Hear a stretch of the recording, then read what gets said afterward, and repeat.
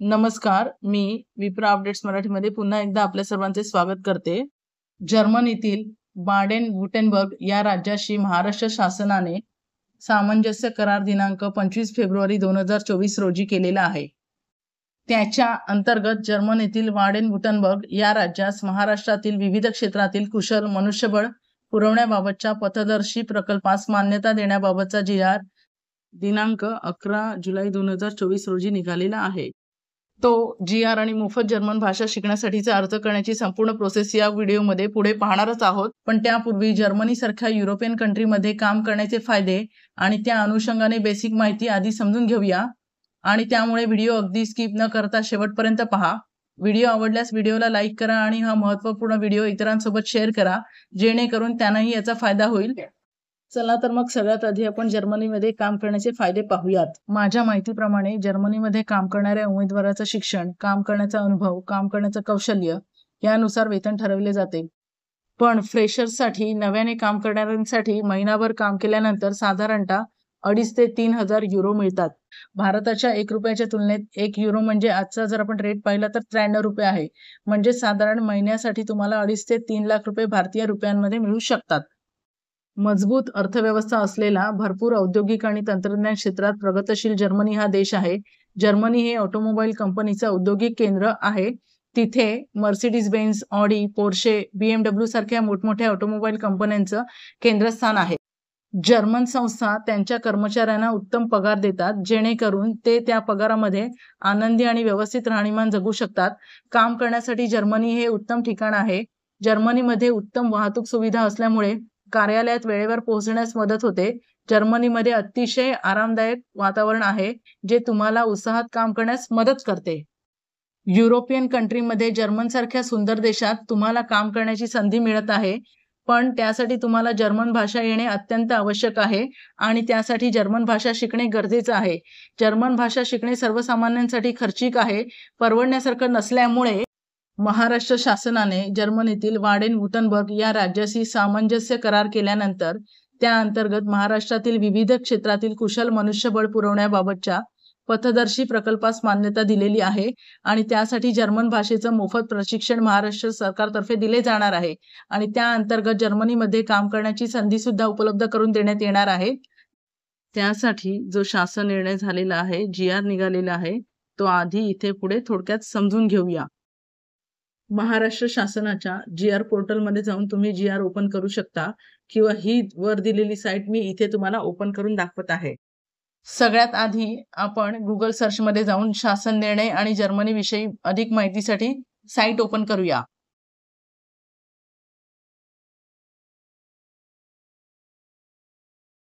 लगेचच राज्य शैक्षणिक संशोधन व प्रशिक्षण परिषद महाराष्ट्र साईट ओपन होते आणि महाराष्ट्रातील युवक युवतींना जर्मनीत रोजगाराची संधी पेज ओपन होतं.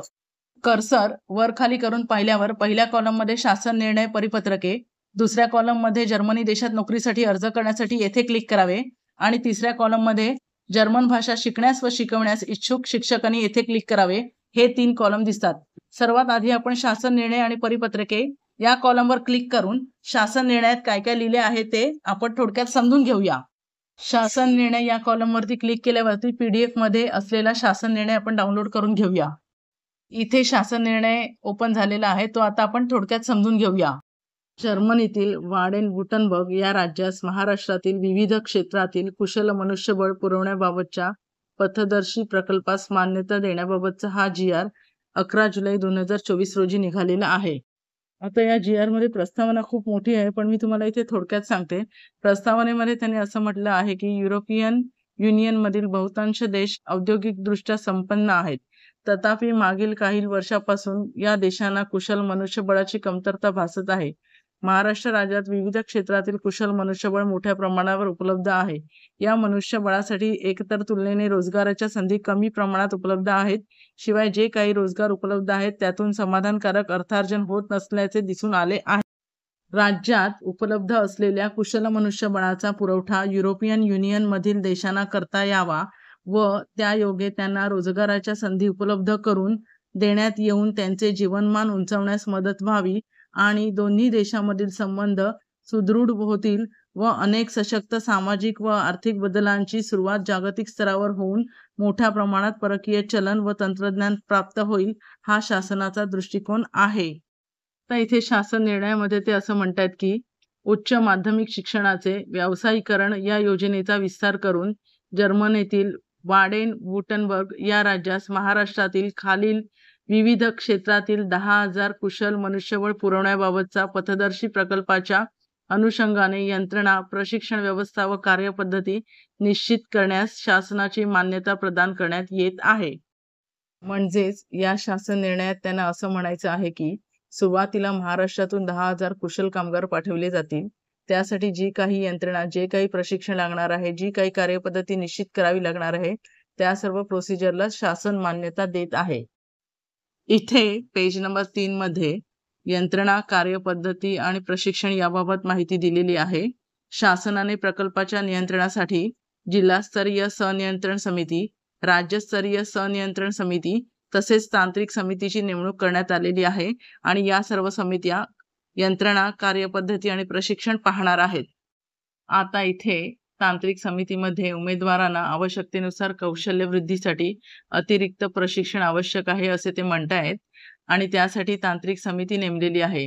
आणि इथे आपल्याला शासनामार्फत कोणकोणत्या कामासाठी उमेदवार पाठवले जाणार आहेत त्याची लिस्ट दिलेली आहे.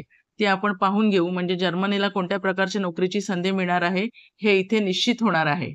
आता इथे 1 नंबरच्या ट्रेडमध्ये परिचारिका, वैद्यकीय सहाय्यक, प्रयोगशाळा सहाय्यक, रेडिओलॉजिस्ट सहाय्यक, दंतचिकित्सा सहाय्यक, आजारी व वृद्ध व्यक्तींचा काळजीवाहक म्हणजे केअरटेकर, दस्तऐवज व कोडिंग, त्रयस्थ प्रशासन म्हणजेच documentation and coding, third party administration, वैद्यकीय लेखा व प्रशासन. लगेचच पुढे 2 नंबरच्या ट्रेडमध्ये सेवक म्हणजे सर्वंट, वेटर, स्वागत कक्ष संचालक, रिसेप्शनिस्ट, स्वयंपाकी म्हणजेच कुक, हॉटेल व्यवस्थापक, हॉटेल मॅनेजर, लेखाधिकारी, अकाउंटंट, स्वच्छक, हाऊस क्लीनर, गोदाम व्यवस्थापक, गोडाऊन असिस्टंट, विक्री सहाय्यक, सेल्स असिस्टंट. 3 नंबरच्या ट्रेडमध्ये वीजतंत्री म्हणजेच इलेक्ट्रिशियन, अक्षय ऊर्जेसाठीचा वीजतंत्री म्हणजेच electrician specialised in renewable energy, औष्णिक वीजतंत्री म्हणजेच हीटिंग टेक्निशियन, रंगारी म्हणजेच पेंटर, सुतार, कार्पेंटर, गवंडी काम, नळजोडणी करणारा प्लंबर, हलक्या व जड वाहनांचा तंत्रज्ञ म्हणजेच मेकॅनिकल. इथे 4 नंबरच्या ट्रेडमध्ये त्यांना वाहक चालक पाठवायचे आहेत.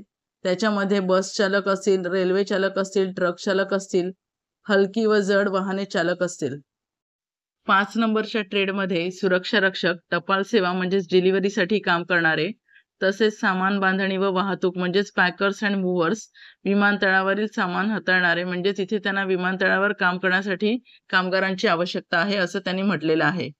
प्रशिक्षण या हेडिंगखाली त्यांनी असं लिहिलं आहे की जर्मनीतील बाडेन-वुर्टेंबर्ग राज्यास जे कुशल मनुष्यबळ उपलब्ध करून द्यायचे आहे त्यास जर्मन भाषा व शिष्टाचार तसेच आवश्यकतेनुसार कौशल्यवृद्धी अपस्किलिंगचे प्रशिक्षण देणे आवश्यक आहे.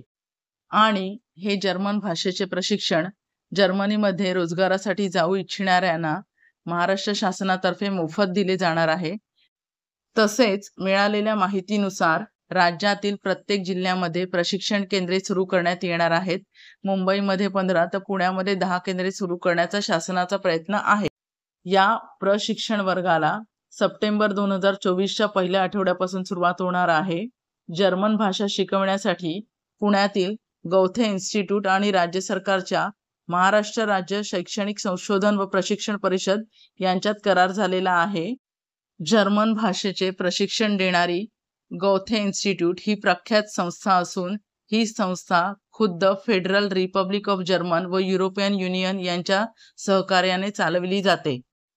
आता इथे क्षेत्रनिहाय कौशल्यवृद्धी म्हणजेच अपस्किलिंगसाठी अतिरिक्त प्रशिक्षण जर्मनीला रोजगारासाठी जाऊ इच्छिणाऱ्या व्यक्तींसाठी देण्यात येणार आहे.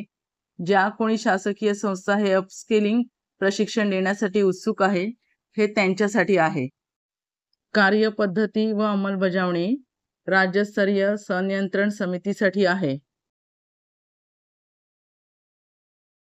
देशांतर्गत अनुषंगाने करावयाच्या कृती याच्या हेडिंगखाली त्यांनी असं म्हटलं आहे की नंबर 1 प्रशिक्षणार्थीचा पासपोर्ट, व्हिसा व अन्य आवश्यक कागदपत्रे यांच्या पूर्ततेसाठी निश्चित अशी पद्धती आयुक्त कामगार यांच्या मार्फत तयार केली जाईल व यासाठी ते त्यांच्या जिल्हास्तरीय अधिकाऱ्यांना विशिष्ट अशा जबाबदाऱ्या आदेश निर्गमित करून सोपवू शकतात. म्हणजेच पासपोर्ट, व्हिसा व अन्य आवश्यक कागदपत्रांसाठी शासनामार्फत जिल्हास्तरीय अधिकारी नेमण्यात आलेले आहेत आणि ते अधिकारी आवश्यक कागदपत्रांच्या पूर्ततेसाठी मदत करतील. देशांतराच्या अनुषंगाने करावयाच्या कृतीमध्ये 2 नंबरच्या पॉइंटमध्ये असं लिहिले आहे की जर्मनीत पोहोचल्यानंतर उमेदवार योग्य प्रकारे स्थिरस्थावर होतील यासाठी तेथील संबंधित यंत्रणेशी समन्वय साधून व त्यांच्या सहकार्याने आवश्यक ती उपाययोजना करण्याची जबाबदारी राज्य शैक्षणिक संशोधन व प्रशिक्षण परिषदेची असेल. यासाठी आवश्यकता भासल्यास जर्मनीतील बृहन महाराष्ट्र मंडळाची मदत घेण्यात यावी. म्हणजेच उमेदवार जर्मनीत पोहोचल्यानंतर योग्य प्रकारे स्थिरस्थावर होईपर्यंत राज्य शैक्षणिक संशोधन प्रशिक्षण परिषद यासाठी आवश्यकता भासल्यास उपाययोजना करतील असे या GR मध्ये म्हटले आहे. आता इथे सर्वसाधारण तरतुदीमध्ये GR मध्ये नक्की काय म्हटलं आहे ते आपण एकदा वाचून घेऊ.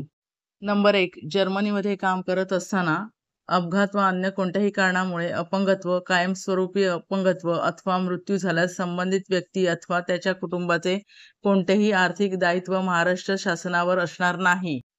तशा आशयाचे बंधपत्र म्हणजेच डिक्लेरेशन उमेदवारास अंतिम निवडीनंतर सादर करणे आवश्यक राहील. ज्या कंपनीत संबंधित व्यक्ती कामास असेल व त्याच्या नियुक्तीच्या अटी व शर्तीमध्ये नुकसान भरपाईच्या अटींचा समावेश असेल तर अशी नुकसान भरपाई मिळवून देण्यात सर्वतोपरी सहाय्य करण्यात येईल.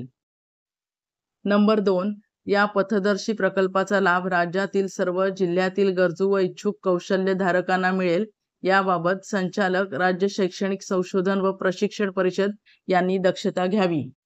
नंबर 3, या शासन निर्णयामुळे राज्यातील कुशल मनुष्यबळासाठी जर्मनीतील बाडेन-वुर्टेंबर्ग राज्यात रोजगार पुरवण्याची हमी देण्याचे दायित्व शासनावर असणार नाही.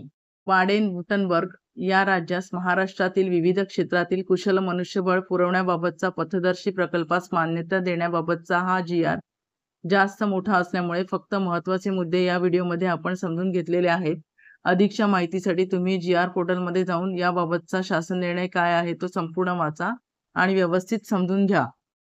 जर्मनीमध्ये रोजगारासाठी जाऊ इच्छिणाऱ्यांना सरकारकडून मोफत जर्मन भाषेचं प्रशिक्षण दिले जाणार आहे. त्या प्रशिक्षणासाठी ऑनलाईन अर्ज या वर दिलेल्या साईटमध्ये जाऊन भरावा लागणार आहे. आता आपण ही साईट ओपन करून अर्ज करण्यासाठीची प्रोसेस पाहूया. गुगलमध्ये साईटचं नाव टाईप करून एंटर करूया. लगेचच साईट ओपन होते. कर्सर वर खाली करून जर्मनी देशात नोकरीसाठी अर्ज करण्यासाठी येथे क्लिक करावे. या ऑप्शनवर आपण क्लिक करूया. GR मधले महत्त्वाचे पॉइंट्स आपल्याला इथे परत या साईटवर दिसू लागतात.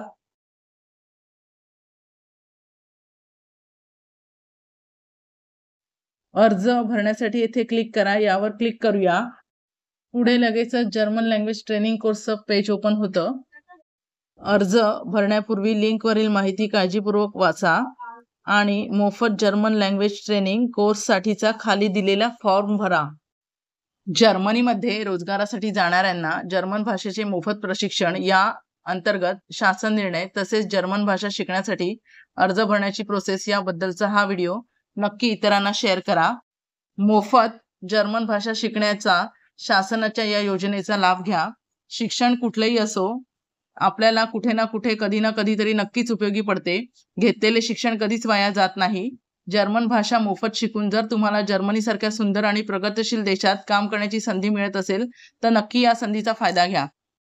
व्हिडिओ आवडल्यास व्हिडिओला लाईक करा आणि चॅनलला सबस्क्राईब करा. धन्यवाद.